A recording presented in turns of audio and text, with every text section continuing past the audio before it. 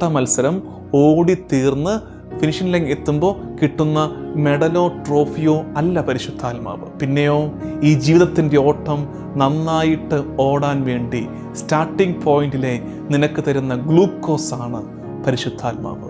നമുക്കെല്ലാവർക്കും പരിശുദ്ധാത്മാവിനെ കിട്ടിയിട്ടുണ്ട്.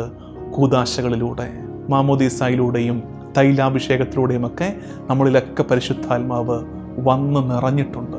അപ്പോൾ ചോദിക്കും, പിന്നെന്താ ഈ ആത്മാഭിഷേക ധ്യാനം, പരിശുദ്ധാത്മ അഭിഷേക പ്രാർത്ഥന, ഇതിൻ്റെയൊക്കെ അർത്ഥം എന്താണ്?